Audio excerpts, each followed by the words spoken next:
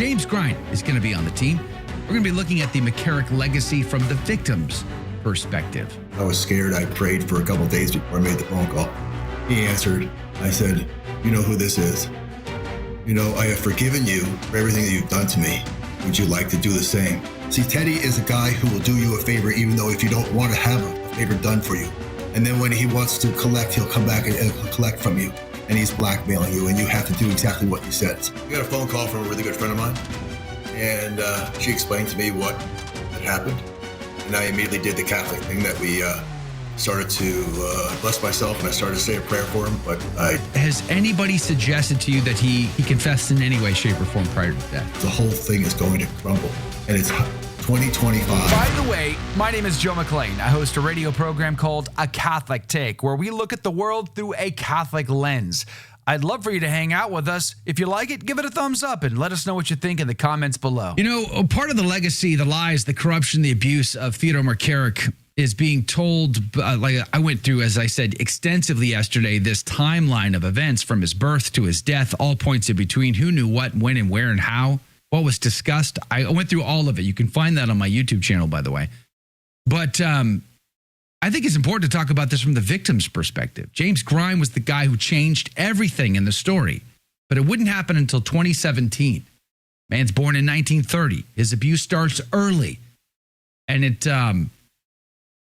doesn't change for Theodore McCarrick until 2017. I find that appalling and astounding all at the same time. James Grein joins us this morning to discuss it. James, good morning to you. Thank you for your time. Good morning, Joe. It's a pleasure and an honor and a pleasure to be here today. Thank you. So, what are you thinking, Lem?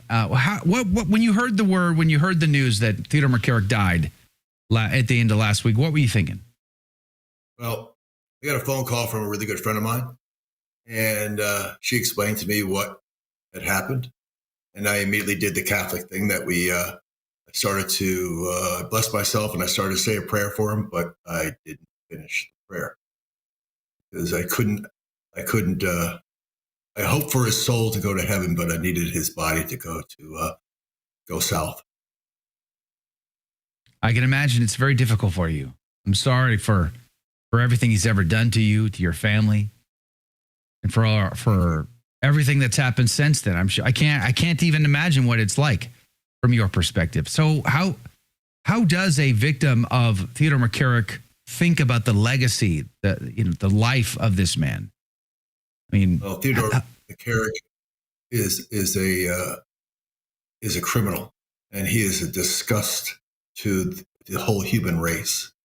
He harmed millions of children, not just me, but I was the one strong enough to be able to speak out in 2018 because he really made me upset when he couldn't remember the altar boy's name or whatever it was.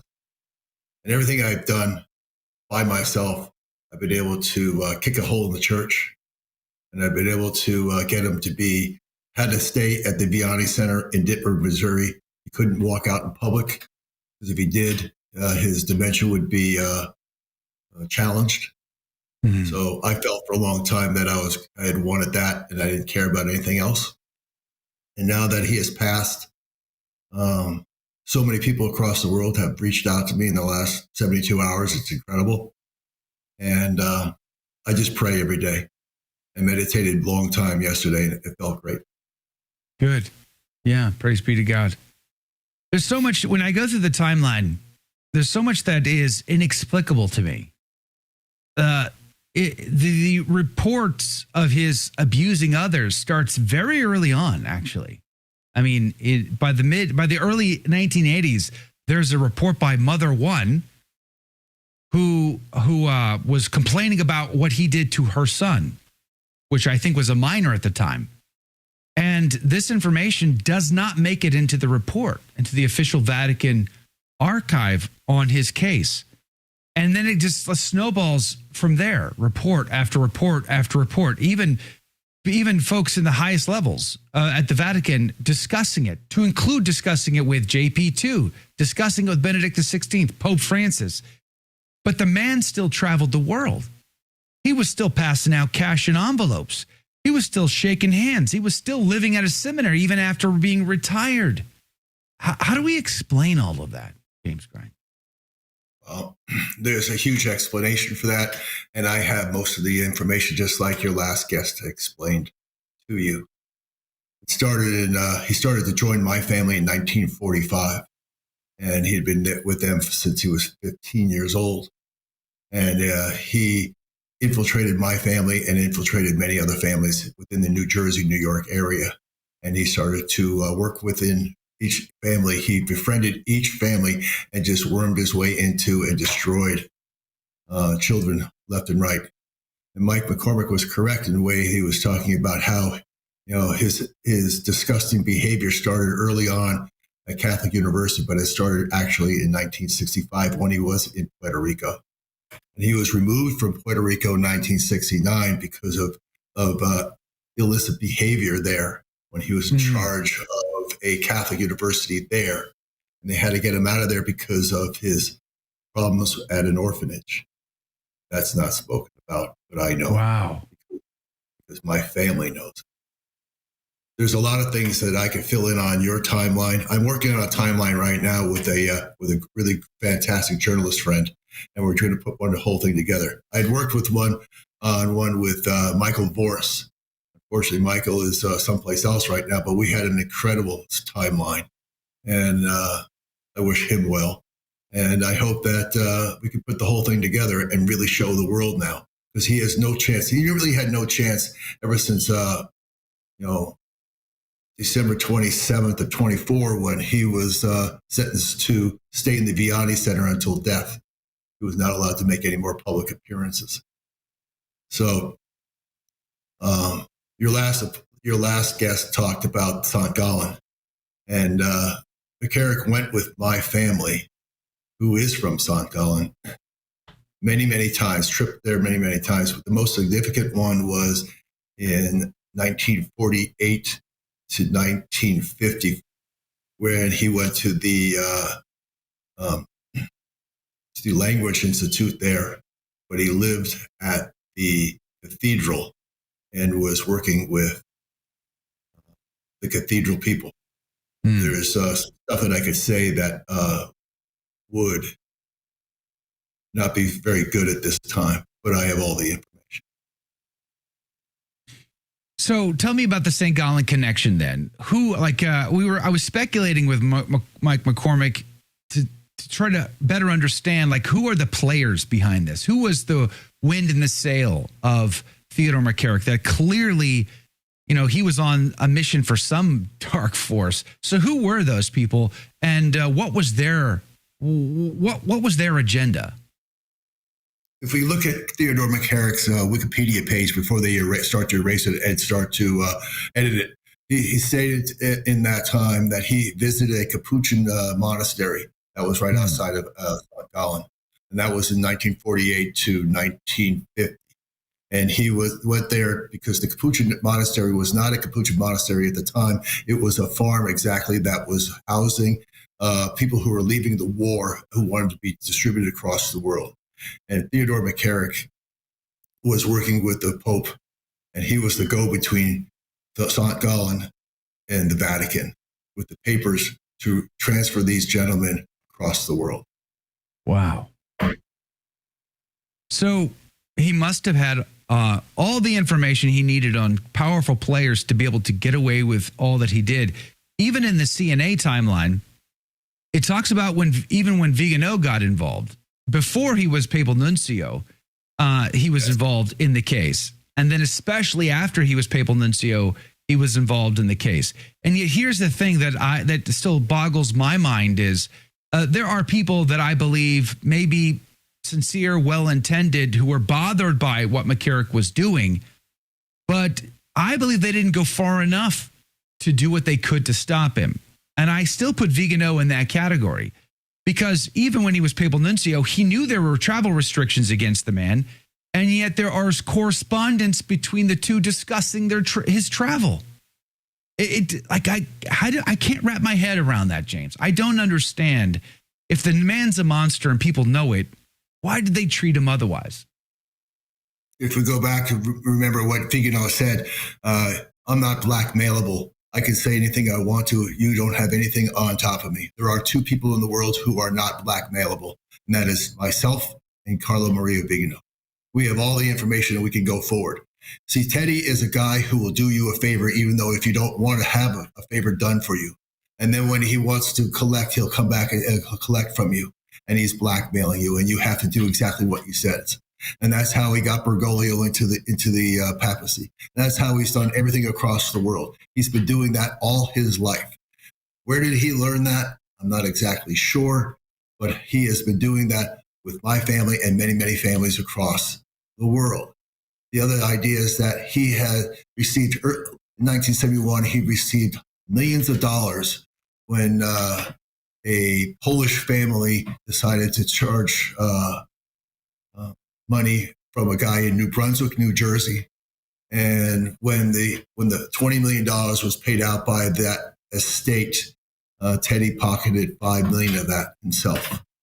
It is incredible.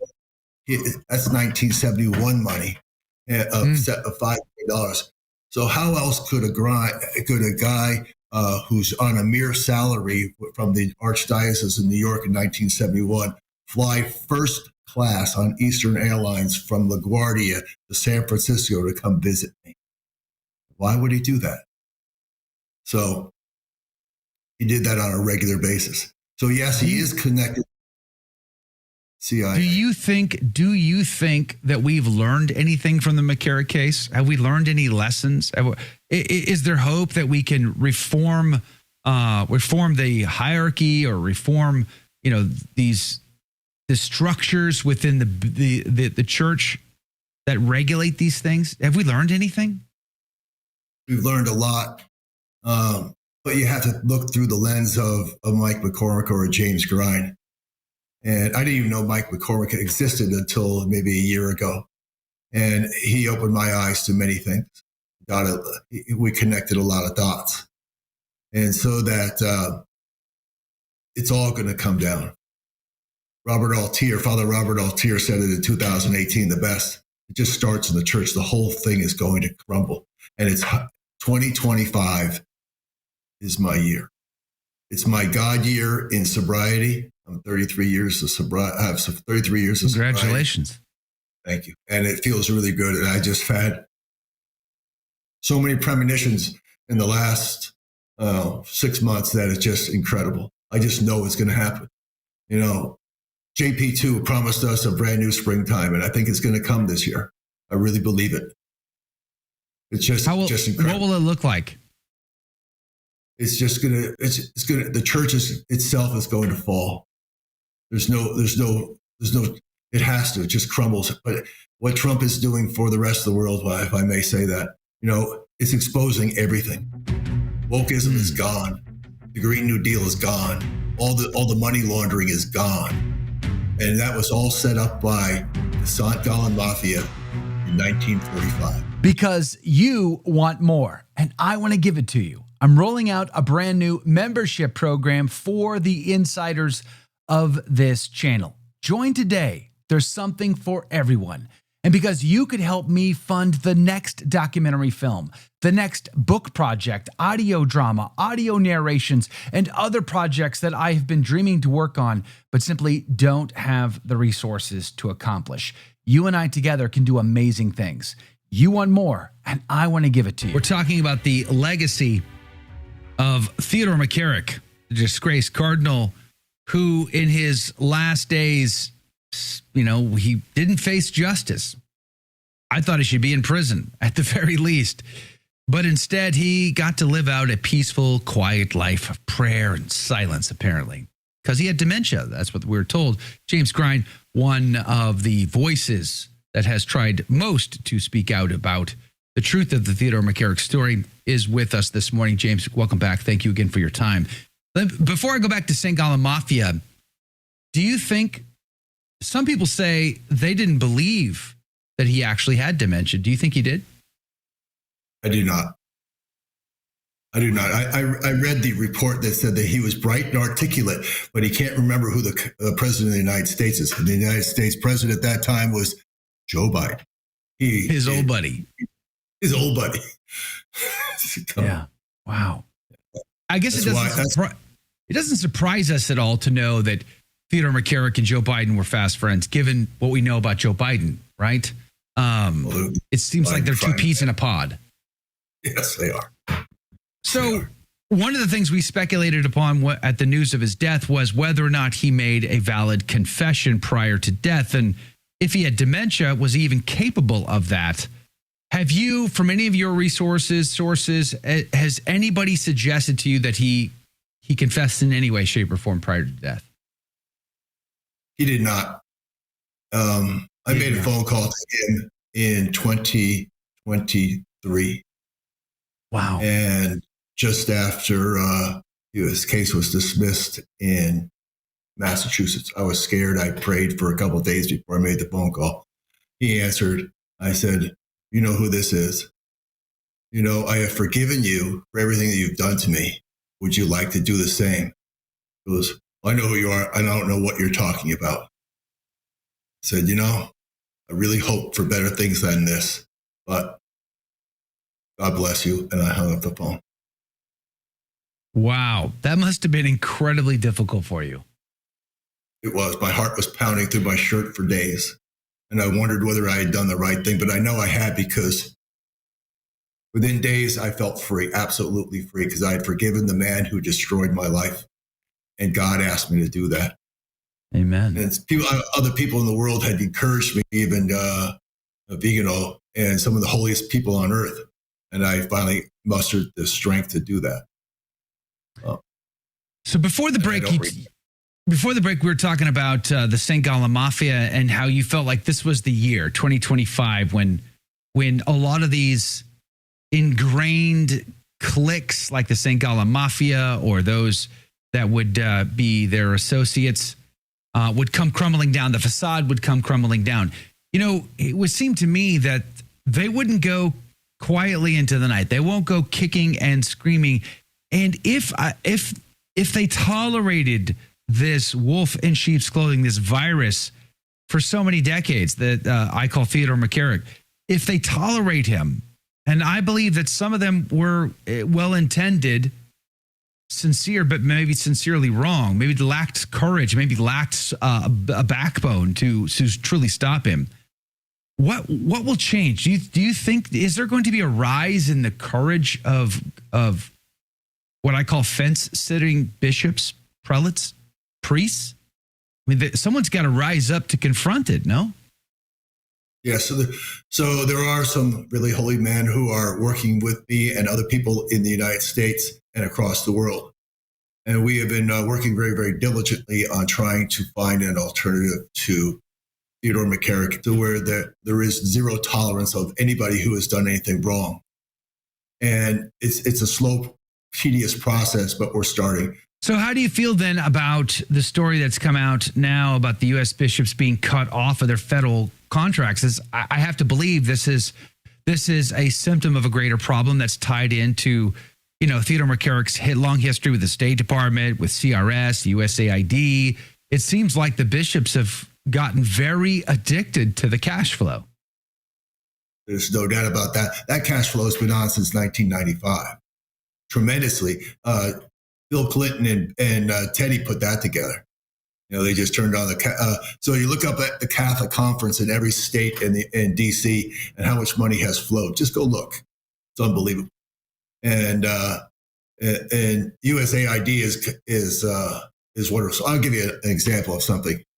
The Archdiocese of Newark put out a letter in December 24 that they had collected $15.1 million from every church, every diocese, every parish in the diocese. And then last month they came out and said we are now $24 million in debt. We're going to have to start closing schools and parishes across the diocese. It's because USAID dried up. Right. Yeah. The exact same thing happened in Baltimore with Cardinal Lori. 51 parishes there. And he decides that he wants to collect some money for this for himself and declare bankruptcy. And they would levy different taxes on each parish, so to make them go from a plus making money, each one of them, to a negative. And it was just taxes put on them by the archdiocese. It had nothing to do with what was going on with the day-to-day operations of that parish. It's a sad situation what these men are doing to themselves. They're collecting money. We only have a minute or two left. What about the financial connections between Theodore McCarrick and money funneling into the Vatican through, say, the China deal or anything else? Do you see that drying up as well? That's starting to dry up right now through the tariffs. And that my commander-in-chief is circling his wagons right now across the world, and he's getting things in order. And there are things that are going to happen this year that not thinking it possible. So going back to St. Gallen, if you really want to know what's really happened there, there's a book by Stephen Kinzer. It's called Poisoner in Chief. Go read that book. It's a quick read.